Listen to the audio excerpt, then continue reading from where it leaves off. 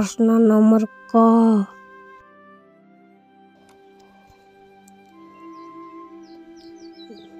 कमा उत्तर हुन्छ नाप खमा समय गमा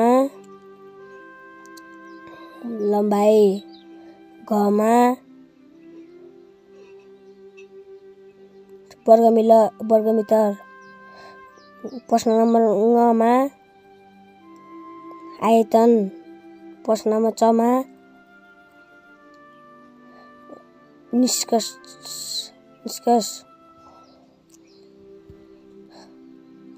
अब हेरौँ प्रश्न नम्बर 2 सही उत्तर छान्नुहोस्। प्रश्न नम्बर क मा अको मिल्छ साथीहरू।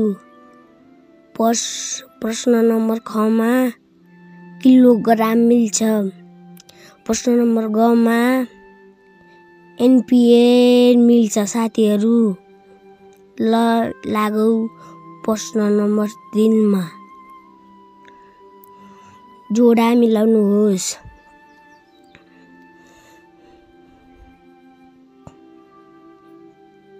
लम्बाइ मिटर, किलोग्राम, समय सेकेन्ड, क्षेत्रफल वर्गमिटर, आयतन घनमिटर। यसो गरी जोडा मिलाएका छन् साथीहरू। अब प्रश्न नम्बर 4 मा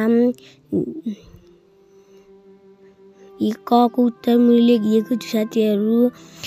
मिस्टेक नगरेर लेख्न सक्नुहुने मैले आशा लागेको छ। लेख्नु होला नबिगारेलै।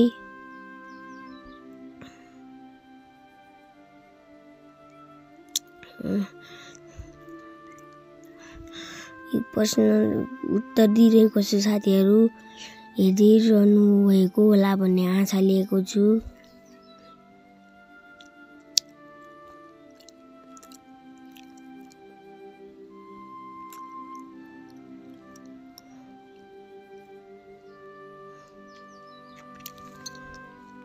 प्रश्न नम्बर ग मा साथीहरू उत्तर आएको छ।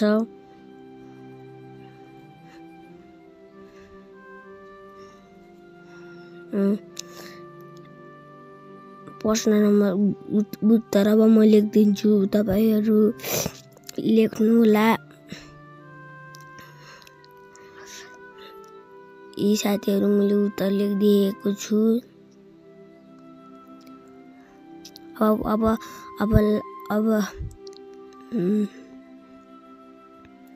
अब लागौ प्रश्न नम्बर घ मा। मैले घको उत्तर पनि यस्तै गरेर सोल्युसन गरिदिएको छु साथीहरू। मिस्टेक नगरेर हेरेर लेख्नु होला।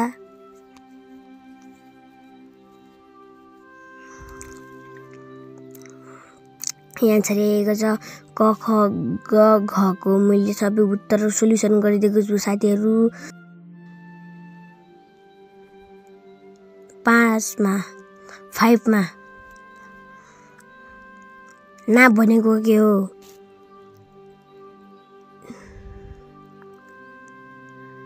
नाप भनेको उत्तर मैले लेखिदिएको छु साथीहरू।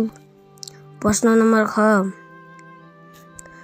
एकाइ भनेको के हो? यसको उत्तर पनि मैले फटाफट लेखिदिएको छु साथीहरू। नबिर्सेर लेख्नु होला। प्रश्न नम्बर ग एसएल प्रणालीको विकास किन भयो? यसको उत्तर पनि लेखिदिएको साथीहरू। हेर्नु होला। प्रश्न नम्बर घ आयतन केलाई भनिन्छ?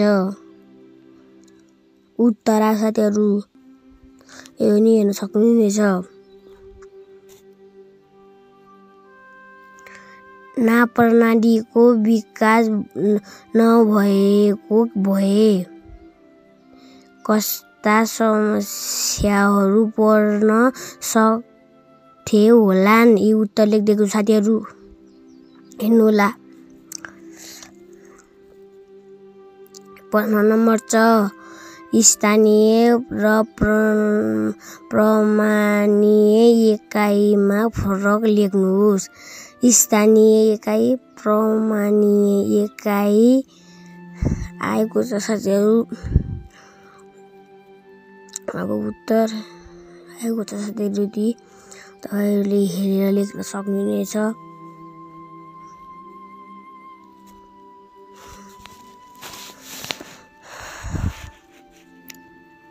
यस्तै गरी हामीले उत्तर लेख्दिँदै गएको छौँ साथीहरू।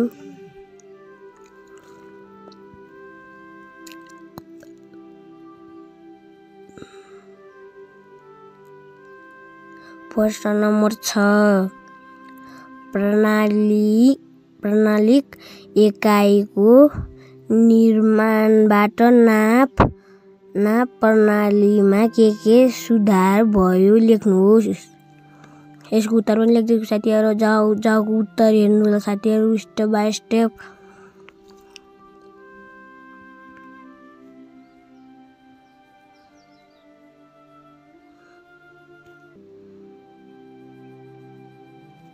हिजोको उत्तर पनि आयो साथीहरू। जाको उत्तर नछोडिकन लेख्नु होला साथीहरू।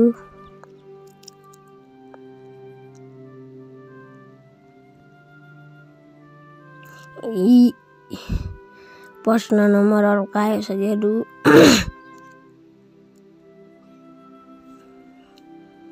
वैज्ञानिक सिकाइ प्रक्रिया चरणहरू। यी साथीहरू यो प्रश्नको नि उत्तर आएको छ साथीहरू। लेख्नु होला साथीहरू उत्तर पनि। तपाईहरुले हेरेर लेख्नु भएको स्वागत छ। अब मिलौँ अर्को भिडियोमा। Bye bye.